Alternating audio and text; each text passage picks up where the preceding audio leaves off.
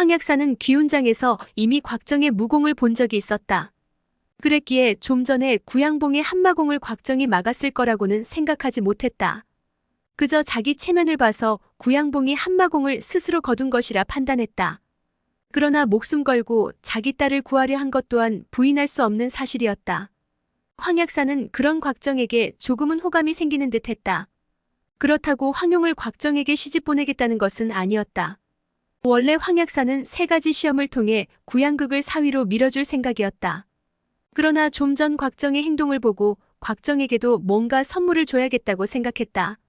마음을 굳힌 황 약사가 다시 맞붙으려 하는 홍칠공과 구양봉을 말리며 말했다. 홍형, 구양형, 잠깐 기다려보시오. 두 분께서 이미 일천여 초식을 겨루었으나 우열을 가리지 못했소. 오늘은 두 분 모두 도화도를 찾아주신 귀한 손님들이니 함께 좋은 술이라도 드시는 것이 어떻겠소? 화산농검대회도 얼마 남지 않았으니 그때 가서 우열을 가려도 되지 않겠소? 그때는 저와 단왕야도 참가할 테니 오늘의 대결은 이쯤에서 그만 마무리합시다. 그러자 홍칠공이 혼사 문제는 어떻게 할 것이냐고 물었다. 그 물음에 황 약사가 답했다. 제가 3가지를 시험해 두 분 공자의 재주를 비교해보겠다고 했습니다. 시험에서 이긴 사람을 제 사위로 삼을 것이지만 진 사람도 그냥 돌아가게 하지는 않을 것입니다. 홍칠공이 무슨 뜻이냐고 물었다. 제가 유가, 도가, 음양 등 각종 유파의 의술, 점술, 성상 등 잡학을 미흡 하나마 공부하지 않았습니까? 비록 부족한 점이 많습니다만 개의치 않으신다면 태안 공자께는 그중 한 가지 원하는 학문을 전수할까 합니다. 도화도에 헛걸음한 것이 되지 않도록 성심껏 가르치겠습니다. 홍칠공은 황 약사의 재주를 잘 알고 있었다. 만일 곽정이 사위가 되지 못하더라도 황 약사에게 학문을 배울 수 있다면 평생 유용하게 쓸 수 있을 터였다. 그러나 어떤 시험을 하든 곽정이 질 게 뻔한지라 아무래도 손해를 보는 느낌이었다. 홍칠공이 침묵을 지키고 있자 구양봉이 먼저 입을 열었다. 좋습니다. 그렇게 하지요. 황형께서는 이미 제 조카 녀석의 청혼을 허락하셨습니다만 홍영의 체면을 봐서 두 사람을 시험해 보도록 하지요. 그것이 서로 낯을 붉히지 않는 방법인 것 같습니다. 이어서 고개를 돌려 구양극에게 당부했다. 만일 네가 곽정공자에게 지게 되면 그것은 네가 부족한 탓이다. 누구를 원망하지 말고 기쁘게 곽정공자를 위해 잔치술을 마셔야 할 것이다. 다른 마음을 품고 엉뚱한 짓을 하면 안 된다. 그럴 경우 여기 계신 두 분 선배님뿐 아니라 나도 그냥 두지 않을 것이다. 그러자 홍칠공이 껄껄대고 웃어젖혔다. 그 말씀은 우리 들으라고 하시는 것 같소이다. 두 사람의 신경전을 보면서 황 약사는 가볍게 고개를 내저었다. 황 약사는 내심 구양극에게 딸을 시집 보내고 싶은 마음이었으므로 구양극이 이길 수 있는 시제를 내기로 마음을 정했다. 그러나 너무 노골적으로 편을 들면 자기 체면도 깎일 뿐 아니라 홍칠공에게도 면목 없는 일이 될 터라 얼른 시제를 내지 못하고 망설였다. 그런 황 약사의 속내를 간파한 홍칠공이 얼른 선을 그었다. 우리는 무공을 연마하는 사람들이니 시제는 반드시 무공과 관련된 것이어야 하오. 고심 끝에 황 약사가 입을 열었다. 첫 번째 시제는 무예를 겨루는 것으로 하겠습니다. 그 말에 구양봉이 항의했다. 그건 안 될 말씀이오. 제 조카는 다치지 않았습니까? 그러자 황 약사가 웃으며 답했다. 물론 두 분 공자를 싸우게 하자는 것이 아닙니다. 그제야 구양봉의 얼굴에 웃음이 돌아왔다. 알겠소. 황형께서 문제를 내면 두 사람이 각각 무공을 보여주는 거군요. 그러자 황 약사가 고개를 가로저었다. 아닙니다. 그렇게 되면 제가 한쪽 편을 든다는 오해를 사지 않겠습니까? 제가 내는 문제 중에는 어려운 것도 있고 쉬운 것도 있을 수 있을 테니까요. 구양형과 홍형은 모두 절정에 달한 고수들이십니다. 좀 전에도 일천여 초식을 겨루고도 승부를 내지 못했지요. 그러니 구양형께서 곽정공자를, 홍형께서 구양공자를 시험해 주십시오. 그 말에 홍칠공이 고개를 끄덕이며 생각했다. 그러면 공평하겠군. 역시 영리한 사람이야. 홍칠공은 황 약사의 제안이 좋다 생각하고 그렇게 하겠다고 승낙했다. 그러고는 구양극에게 손짓을 했다. 그때 황 약사가 홍칠공을 만류하며 몇 가지 주의 사항을 덧붙였다. 먼저 3가지를 약속해 주십시오. 첫째, 구양공자는 부상 때문에 운기를 할 수 없으니 무예의 초술만 봐야지 무공을 시험해서는 안 됩니다. 둘째, 네 분께서는 이 두 그루 소나무에 올라가서 시험을 하십시오. 먼저 떨어지는 분이 지는 겁니다. 셋째, 구양형과 홍형께서는 지나치게 어려운 무공을 써서 후배를 다치게 한다면 그쪽이 지는 겁니다. 홍칠공이 고개를 갸웃거렸다. 다치게 하면 진다고요? 그 말에 황약사가 단호하게 말했다. 물론입니다. 두 분은 절정의 무공을 지닌 고수들입니다. 만약 이런 조건이 없으면 단번에 두 분 공자의 목숨을 앗아갈 수도 있습니다. 어쨌든 두 분 공자 중 한 분은 제 사위가 될 사람입니다. 그러니 두 분 손에 다치는 일은 없어야 합니다. 홍칠공이 머리를 극적이며 웃었다. 모두가 황영더러 괴짜라 하더니 과연 명불허전이오. 상대를 다치게 하면 진다니 이런 듣도 보도 못한 규칙이 어디 있겠소. 아무튼 좋소. 그렇게 합시다. 나는 공평하기만 하면 상관없소. 그 말에 황약사가 손짓을 하자 네 사람은 동시에 소나무 위로 뛰어올라 두 편으로 나뉘었다. 홍칠공은 구양극과 오른편에, 구양봉은 곽정과 왼편에 자리 잡았다. 황용은 구양극의 무공이 곽정보다 훨씬 뛰어나다고 알고 있었다. 다행히 그가 부상이 있기는 했지만 이런 방식으로 무예를 시험한다면 경공이 뛰어난 구양극이 곽정보다 유리한 상황이었다. 황용이 걱정되어 안절부절 못하는 동안 황약사의 외침이 울렸다. 내가 하나 둘 셋 하면 시작하시오. 곧이어 황약사의 구령이 떨어지고 나무 위에서 사람의 그림자가 춤을 추듯 네 사람이 움직이기 시작했다. 황용은 곽정에게만 마음이 쓰여 구양봉과 곽정의 대결만 지켜보았다. 그런데 이게 어떻게 된 일인가? 곽정이 구양봉과 10여 초씩을 넘게 주고받고 있는 게 아닌가? 황용은 어떻게 곽정의 무공이 갑자기 저렇게 강해질 수 있는지 의문이 들었다. 황용이 의아해하는 동안 황약사도 같은 생각을 하고 있었다. 당황하기는 구양봉도 마찬가지였다. 곽정을 다치지 않게 하는 수준에서 내공을 사용하고는 있지만 그것과 별개로 곽정이 이렇게 자신의 초식을 오랜 시간 받아낼 것이라고는 상상도 하지 못했다. 황용은 가슴이 두근거렸다. 곁눈으로 홍칠공 쪽을 보니 두 사람의 상황은 곽정 쪽과 달랐다. 구양극이 경공을 써서 소나무 위 이곳저곳을 누비며 홍칠공의 접근을 피하고 있었다. 홍칠공도 애가 탔다. 홍칠공은 이 상태가 지속된다면 승부에서 곽정이 패할 것이 자명하다고 생각했다. 아무리 곽정이 단시간에 무공이 늘었다고는 하지만 구양봉과 정면으로 맞서고 있으니 먼저 떨어질 것은 뻔한 일이었다. 홍칠공은 승부를 걸기로 하고 내공을 끌어올려 공중으로 삽시간에 솟구쳤다. 어느새 구양극 머리 위로 날아간 홍칠공은 5손가락으로 구양극의 정수리를 내리찍었다. 구양극은 홍칠공의 공세가 거세지는 것을 느꼈다. 아무래도 경공수를 시험하는 것이 아니라 자신의 생명을 노리는 듯했다. 일순 간담이 서늘해진 구양극은 황급히 오른쪽으로 방향을 틀어 몸을 날렸다. 그러나 홍칠공은 이미 그것을 예상하고 먼저 공중에서 몸을 틀어 오른쪽 나뭇가지에 내려앉았다. 홍칠공이 날아오는 구양극에게 손을 뻗으며 외쳤다. 내 설사 승부에서 지더라도 니놈은 오늘 끝장을 내주마. 그 말을 듣고 놀란 구양극이 억지로 방향을 틀었다. 그 때문에 발이 허공을 짚으며 땅으로 떨어져 내렸다. 구양극은 첫 대결은 졌구나 생각했다. 그런데 옆에서 바람소리가 들리며 곽정도 떨어지는 모습이 보였다. 홍칠공은 곽정이 질까봐 승부를 걸었다면 구양봉은 자기 체면 때문에 승부를 걸었다. 무림 4대 고수로 불리는 구양봉이 아무리 내공의 제약을 받는다고 하지만 곽정 같은 애송이와 50초씩 이상을 주고받는다는 것은 자존심이 허락하는 일이 아니었다. 구양봉은 순간 내공을 끌어올려 곽정의 멱살을 움켜잡고 힘으로 눌렀다. 곽정이 약속 위반이 아니냐고 항의하려 하자 구양봉이 웃으며 힘을 모두 걷어들이고 손을 놔버렸다. 그러자 구양봉이 내리누르는 힘에 저항하기 위해 온 힘을 써서 버티던 곽정의 몸이 비스듬히 튀어오르면서 허공으로 떨어지고 만 것이다. 곽정은 무공이 아직 성숙하지 못해서 구양봉처럼 마음대로 순식간에 힘을 조절할 수 없었다. 그렇게 두 사람은 얼핏 보기에 동시에 떨어질 듯했다.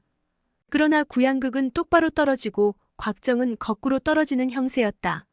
임기응변이 좋은 구양극은 그것을 이용해 얼른 두 손을 뻗어 곽정의 발바닥을 누르고 자신은 그 힘을 이용해 위로 솟구쳤다. 이대로라면 곽정이 더 빨리 떨어질 상황이었다. 황용은 아무래도 곽정이 질 것 같자 자기도 모르게 외마디 비명을 내질렀다. 그러나 그 절체절명의 순간 곽정은 상체를 일으켜 양손으로 솟구치는 구양극의 두 다리를 잡고 아래로 당기며 자기 몸은 그 반동으로 솟구쳐 올랐다. 그와 동시에 곽정의 몸이 공중으로 솟구치며 구양극이 땅에 떨어졌다. 곽정은 이미 소나무 가지에 올라가 그 탄력을 이용해 천천히 흔들리고 있었다. 그 모습을 보고 황용이 기뻐서 감탄사를 내뱉으며 좋아했다. 이미 땅에 내려온 홍칠공이 만족스러운 듯 껄껄대고 웃어젖혔다. 황약사는 이번에는 곽정이 운이 좋아 이긴 것뿐이라며 고개를 가로저었다. 이번에는 곽공자가 이겼네. 구양형께서는 너무 서운해하지 마시구려. 두 번째, 세 번째 대결에서 이길 수도 있지 않겠소? 구양봉이 고개를 끄덕이며 황약사를 채근했다. 그럼 어서 황형께서 두 번째 시제를 주시오. 그러자 황약사가 두 번째 시제를 말했다. 두 번째 시제는 악곡으로 하겠소. 그 말에 황용이 항의하고 나섰다. 아버지, 불공평해요. 아까는 분명히 무예만 겨루게 하겠다고 해놓고 갑자기 무슨 말이에요? 그러자 황약사가 황용을 나무랐다. 네가 뭘 안다고 나서느냐? 무공이 상승 경지에 오르고도 허구한 날 몸으로만 싸운다더냐? 우리쯤 되는 사람이면 속세의 일반 무인과는 달라야 하는 것이다. 구양극은 황약사의 말에 기쁨을 감추지 못했다. 그러나 구양봉은 황약사가 퉁소 소리로 두 사람의 내공을 시험하지 않을까 염려했다. 좀 전에 곽정의 내공이 제법 심오한 것을 확인했기 때문이다. 후배들의 무공이 아직 깊이가 없어 황영의 연주를 잘 알아들을 수 있을지 모르겠습니다. 그러자 구양봉의 속내를 알아차린 황약사가 말했다. 걱정 마시오. 내공을 시험하는 것이 아니니 평범한 곡으로 연주할 것이오. 황약사는 구양극과 곽정을 돌아보며 지시를 내렸다. 두 공자는 각각 대나무 가지를 꺾어다가 내 퉁소 소리를 들으며 박자를 맞추어 보게. 잘 맞추는 사람이 이기는 것으로 하겠네. 그러자 두 사람이 각자 대나무 가지를 꺾어왔다. 잠시 후 황약사가 퉁소를 입술에 갖다 대고는 연주를 시작했다. 은은하게 퍼지는 퉁소 소리에는 내공이 전혀 실려있지 않아 일반인이 연주하는 것과 다를 바 없었다. 구양극은 음률을 고르며 정확히 박자를 잡아냈다. 그러나 곽정은 가만히 자리에 앉아 대나무 가지를 손에 쥔 채 박자를 맞출 엄두도 내지 못하고 있었다. 황약사가 한참을 연주했지만 곽정은 한 번도 박자를 맞추지 못했다. 구양봉과 구양극은 모두 득이양양해 이번에는 틀림없이 이길 것이라 자신했다.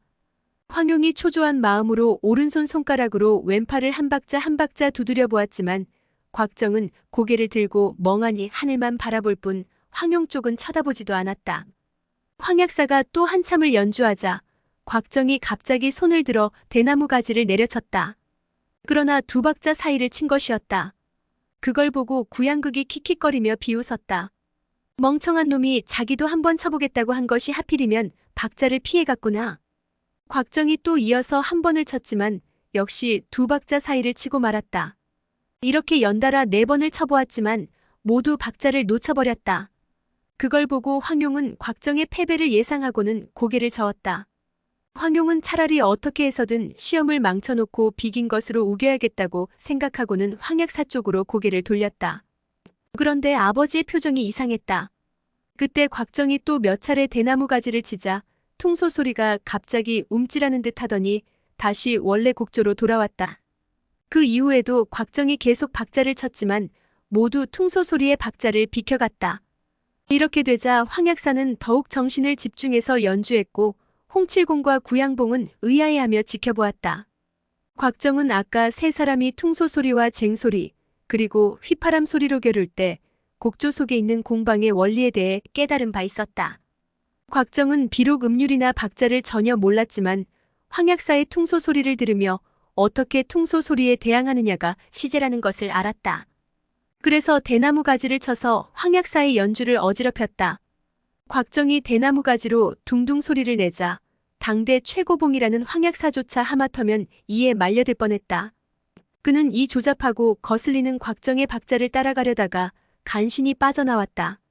정신을 가다듬은 황약사는 곽정에게 이런 재주가 있다는 것에 놀라며 곡조를 바꾸어 부드럽고 변화무쌍한 음악으로 전환했다.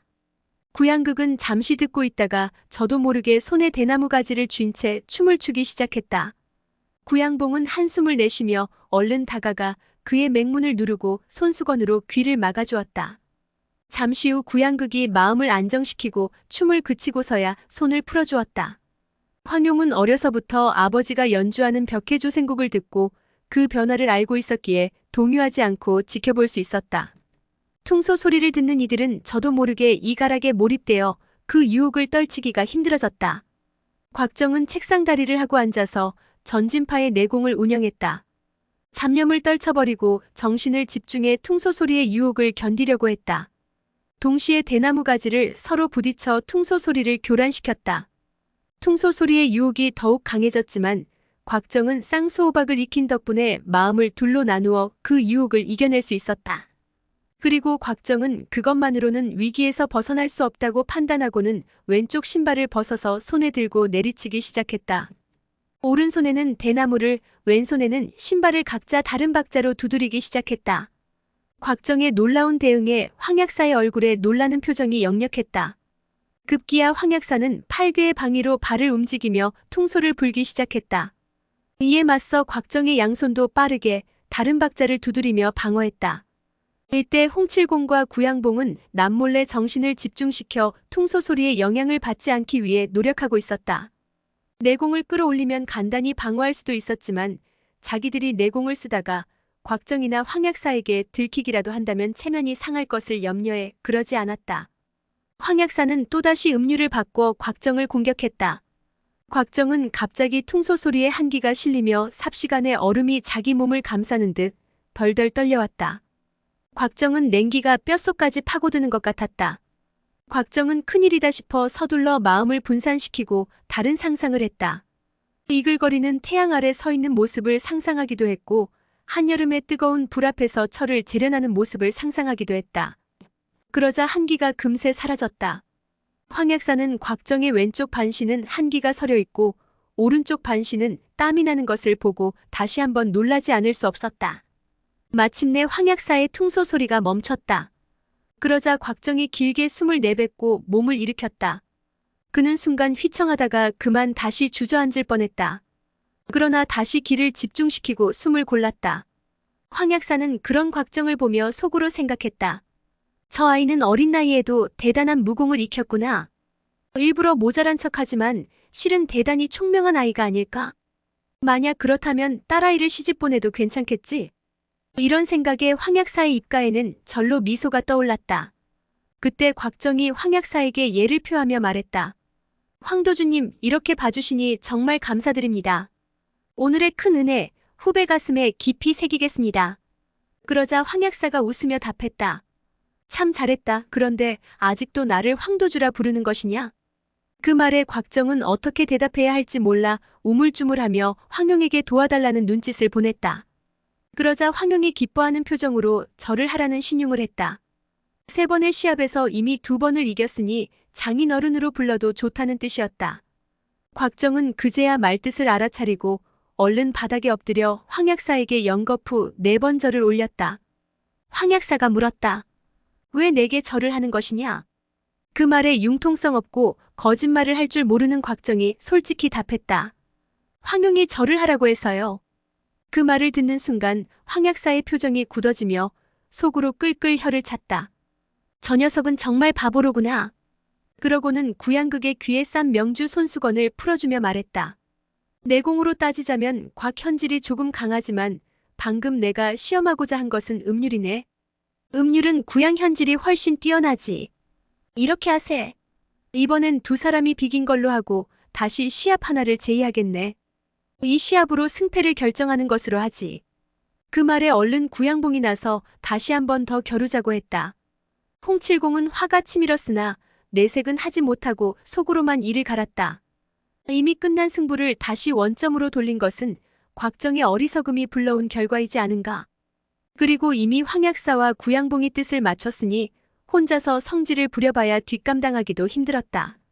그때 황약사가 품에서 붉은 비단으로 표지를 댄 책 한 권을 꺼냈다. 그러면서 홍칠공과 구양봉에게 말했다. 오늘 구양형과 홍형 2분이 함께 청혼하러 오셨으니 아내가 살아있다면 필시 기뻐했을 것이오. 이 책은 아내가 살아있을 때 친필로 쓴 것이오. 아내의 심혈이 담겨 있는 책이지요. 곽현질과 구양현질은 이 책을 한번 읽은 후 암기하게, 더 많이, 더 정확히 암송한 사람에게 딸을 시집 보내겠네. 황 약사는 홍칠공이 옆에서 냉소를 짓고 있는 것을 보고 다시 말을 이었다. 곽현질이 이미 한 차례 이겼소만 이 책은 내 일생을 좌지우지했고 아내도 이 책 때문에 유명을 달리했소. 나는 아내의 혼이 사위를 직접 고르고 그 사람이 이기도록 아내가 비호해 줄 것이라 생각하오. 그 말에 홍칠공이 더 이상 참지 못하고 소리를 질렀다. 황 약사, 무슨 그런 헛소리를 하시오. 내 제자가 우둔하고 시서에 약하다는 것을 알면서 암송 대결을 제의해놓고 죽은 부인을 들먹거려 사람을 놀리다니 부끄러운 줄 아시오. 이에 황 약사의 언성도 높아지면서 홍칠공과 황 약사 사이에 전운이 감돌았다. 그때 곽정이 서둘러 두 사람 사이에 끼어들어 황 약사의 제의를 받아들였다. 곽정이 시합을 받아들이니 홍칠공도 어쩔 수 없이 물러섰다. 황 약사는 구양극과 곽정 두 사람을 나란히 돌 위에 앉혀놓고 책을 내놓았다. 구양극은 책 위에 전서로 구음진경 학권이라고 적힌 6글자를 보자 눈앞이 환해지는 듯했다. 구음진경은 천하제일의 무공을 적은 것이다. 구양극은 장인이 자기를 위해 기서를 보도록 허락해준 것이라 생각해 감격했다. 그러나 곽정은 전서로 적힌 6글자를 보았지만 하나도 읽을 수가 없었다. 곽정은 황 약사가 일부러 자기를 골탕 먹이려 한다고 생각했다. 황 약사가 첫 장을 넘겼다. 다행히 책 안의 글자는 해서로 적혀 있었고 글자도 가지런한 것이 분명 여인의 필체였다. 곽정은 첫 행을 보자 가슴이 쿵쿵거리기 시작했다. 첫 구절에 이렇게 적혀 있었다. 하늘에 돈은 넘치는 것을 줄이고 부족한 것을 보충한다. 그런 까닭에 허가 시를 이기고 부족한 것이 넘치는 것을 이기는 것이다. 이것은 주백통이 곽정에게 외우라고 시켰던 구절이었다. 다시 보니 매 구절마다 곽정에게 너무 익숙한 것이었다. 황 약사는 잠시 뒤 두 사람이 다 읽었다고 생각하고 다음 장을 넘겼다. 두 번째 장에는 글자가 빠진 곳이 있는가 하면 뒤로 갈수록 문구가 뒤죽박죽이고 필체 또한 점점 힘이 없어졌다. 곽정은 부인에 대해 주백통이 한 말이 생각나 가슴이 미어졌다. 황 부인은 황용의 출산을 앞두고 기력이 쇠해진 몸으로 흑풍상살에게 도둑맞은 구음진경 학권을 다시 쓰려고 했다. 그러나 이미 오래전에 외웠던 내용이었고 무공을 몰랐던 황 부인은 뒤에 연공법에 관한 내용을 산만하게 기록했을 뿐 아니라 글자까지 뒤죽박죽 엉망으로 적어놨다. 곽정은 이것이 황 부인이 죽기 전에 쓴 것이라는 것을 알고는 마음이 아팠다. 황 약사는 넋이 나가 있는 곽정의 모습을 보고 벌써 얼이 빠졌구나 생각하며 전혀 상관하지 않고 천천히 다음 장으로 넘겼다. 구양극은 처음 몇 행은 뚜렷이 기억할 수 있었지만 연공의 구체적인 방법에 관한 뒷부분의 내용은 글자가 뒤죽박죽이라 한 구절도 해석할 수 없었다. 다시 뒤쪽을 보았으나 행과 글자가 여기저기 빠져 있었다. 구양극은 구음진경의 전문은 보여주지 않는 황 약사에게 낙담해 한숨을 내쉬었다. 그러나 다시 생각을 고쳐먹고 책 내용을 외우는데 정신을 집중했다. 잠시 뒤 황 약사가 책을 덮었다. 누가 먼저 외우겠소? 그 말에 구양극이 자기가 먼저 하겠다고 말했다. 책의 글자가 뒤죽박죽이라 외우기가 어려우니 아직 기억에 남아있을 때 빨리 하는 것이 훨씬 유리하다 생각했기 때문이다. 황 약사는 고개를 끄덕이며 곽정을 돌아보았다. 곽현질은 듣지 말고 대나무 숲으로 가 있게. 곽정은 황 약사의 말에 순순히 멀찍이 물러났다. 구양극은 정신을 집중해 천천히 외우기 시작했다. 그는 과연 총명하기 그지없었다. 뒤에 뒤죽박죽으로 엉망인 연공법을 제외하고 앞의 구절은 한자도 빠뜨리지 않고 외운 것이다. 황 약사는 만족스러운 듯 웃었다. 이렇게 많이 외우다니 정말 수고했소. 그러고는 곽정을 불렀다. 곽현질, 이리 건너오시오. 곽정은 구양극의 득이양양한 표정을 보고 생각했다. 과연 대단한 사람이다.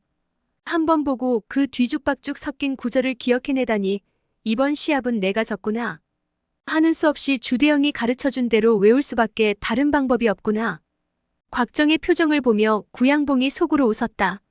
이제 저 곽가놈과 늙은 거지만 내쫓아버리면 앞으로의 일은 쉽게 풀리겠구나. 구양봉은 곽정에게 망신 줄 생각으로 입을 열었다. 곽현질은 무예가 뛰어난 젊은 영웅이니 기억력도 필시 좋을 것이오. 황영께서 한번 외워보라고 해보시오. 그 말에 곽정은 부끄러워 얼굴이 벌개졌지만 담담하게 주백통이 가르쳐준 구절을 외우기 시작했다. 구음진경인지도 모른 채 그 경문을 이미 수백 번 암송한 곽정은 조금도 머뭇거리지 않고 거침없이 외워 내려갔다. 그렇게 반장 정도를 외우자 모두 놀라 입을 다물지 못했다. 황약사 구양봉 구양극은 곽정이 일부러 우둔한 척하고 있었지만 실제로는 매우 총명한 사람이라고 생각했다. 그러나 곽정이 우둔한 것을 아는 홍칠공과 황용은 어리둥절했다. 그들의 얼굴은 기쁨으로 가득 찼지만 한편으로는 기이하다는 듯한 표정도 감출 수 없었다. 곽정이 암송하는 내용이 책보다 10배 정도 더 많고 게다가 구절도 이치에 들어맞는 것으로 보아 원래 경문이 아닐까 하는 생각이 들자 황약사는 자기도 모르게 식은땀이 났다. 진정저승에서 부인이 경문을 생각해내어 저 아이한테 전해준 것이란 말인가? 황약사는 고개를 들어 하늘을 보며 황부인을 그리워했다. 황약사는 눈에 눈물을 글썽이며 넋이 나간 사람처럼 한동안 멍하니 서 있었다. 그러다 갑자기 뭔가를 생각해낸 듯 손을 휘저어 곽정의 입을 막았다. 그리고 살기등등한 눈초리로 매섭게 캐물었다. 매초풍이 잃어버린 구음진경이 네 수중에 있는 것이냐? 곽정은 살기등등한 황약사의 눈초리에 덜컥 겁이 났다. 저는 매 선배의 경문이 어디에 있는지 모릅니다. 만약에 안다면 응당 선배님을 도와도로 가져올 것입니다. 황약사는 조금도 거짓없는 곽정의 언행을 보고 죽은 부인이 저승에서 전해준 게 분명하다고 확신했다. 그는 기쁨 가운데에도 가슴이 아려왔다. 홍형 구양형 이는 죽은 아내가 사위를 점지한 것이니 더 이상 말하지 않겠소. 용의를 너와 짝지어줄 테니 잘해주어야 한다. 너무 응석바지로 키워서 버릇이 없으니 네가 많이 참아라. 곽정이 아무리 우둔하다 하나 이번만은 황용이 시키지 않아도 알아서 무릎을 꿇고 절을 했다. 장인어른. 오늘의 영상은 여기까지입니다. 영상이 도움이 되셨다면 구독과 좋아요, 알람 설정 부탁드립니다. 시청해주셔서 감사합니다.